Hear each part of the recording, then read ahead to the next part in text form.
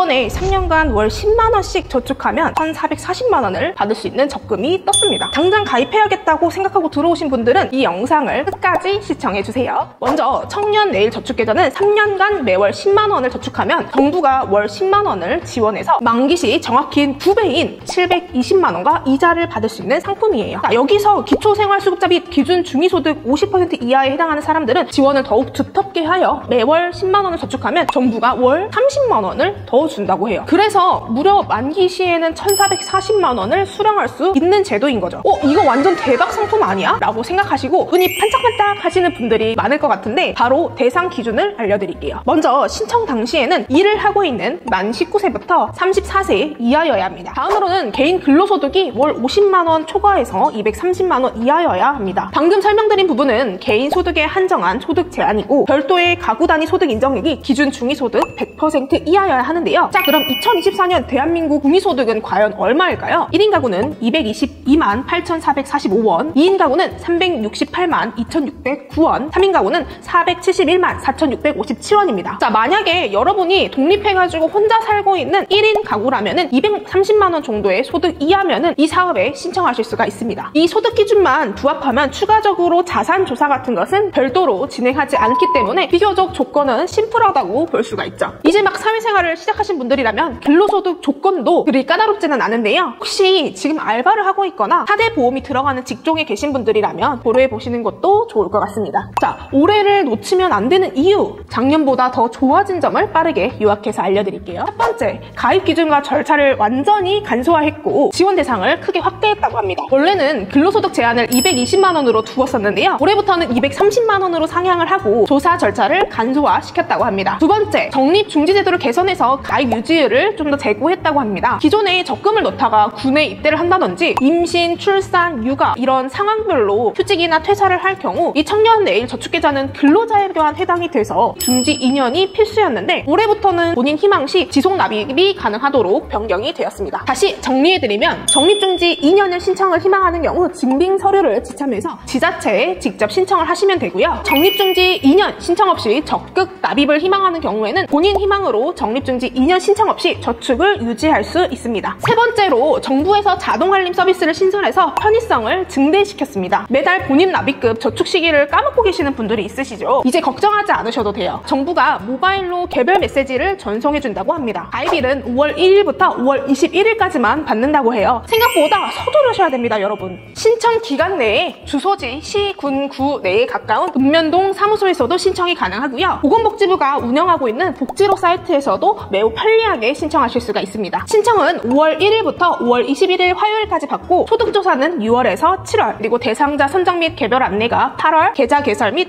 지원 개시는 8월 1일부터 가능하다고 합니다. 서류 제출에 공통적으로 필요한 부분만 좀 더 말씀드리면 사회복지 서비스 및 급여 제공 신청서, 자산 형성 지원 사업 참여 신청서, 청년 내일 저축계좌 자가 진단표, 개인정보 수집 및 이용 제공 동의서, 금융정보 등 제공 동의서, 소득재산 신고서, 가족관계 증명서, 신분증 이렇게 서류가 필요하고 그 외에 근로자, 사업자는 더보기란을 참고해 주시면 좋겠습니다. 워낙 큰 금액을 개개인에게 지원을 해주는 거다 보니 그냥 주지 않아요. 조건이 있습니다. 하지만 겁먹을 만한 조건은 아닌데요. 3년간 10시간 이상의 자립 역량 교육을 이수해야 하며 지원금을 지원받고 어떻게 사용할지 자금 사용 계획서를 제출해야 합니다. 자립 역량의 교육의 경우 자산 형성 포털에서 교육을 받으시면 되고요. 자금 사용 계획서 같은 부분은 나중에 주택을 구입하겠다, 아니면 사업의 창업 자금으로 사용하겠다 등 지원 목적에 맞는 용도별 사용 예정을 기입하시면 됩니다. 자, 보건복지부에서 저소득 청년층이 안정적으로 자산을 형성할 수 있도록 적극 지원하겠다고 하니 놓칠 이유가 없겠죠, 여러분? 마지막으로 총 정리를 해드릴게요. 최소한의 경제활동을 하고 계신 분들이라면 안 할 이유가 없습니다. 3년간 계좌를 해지하지 않고 매월 10만원씩 저축해야 한다. 3년간 근로활동을 지속해야 한다. 자립역량 교육 이수를 3년간 10시간 이상 이수해야 한다. 지원금을 지원받고 어떻게 사용할지 자금 사용 계획서를 제출해야 한다. 가입 기간에 소득 기준이 초과하게 되면 중도 해지가 될 수 있다. 이 정도로 정리할 수가 있겠습니다. 오늘은 미친 적금이자 사회초년생이라면 안 할 이유가 없는 청년내일저축계좌를 설명드렸는데요. 오늘 촬영일을 기준으로 최대한 빠르게 업로드할 테니까 영상을 시청하시고 바로 계좌 개설하러 가면 좋을 것 같습니다. 지금 세이프홈즈 앱을 설치하시면 사회초년생을 위한 다양한 부동산 정보를 알 수가 있습니다. 지금 바로 세이프홈즈 어플을 설치해보세요. 그럼 다음 영상에서는 여러분들에게 더 필요하고 유익한 정보들을 가지고 오겠습니다. 안녕!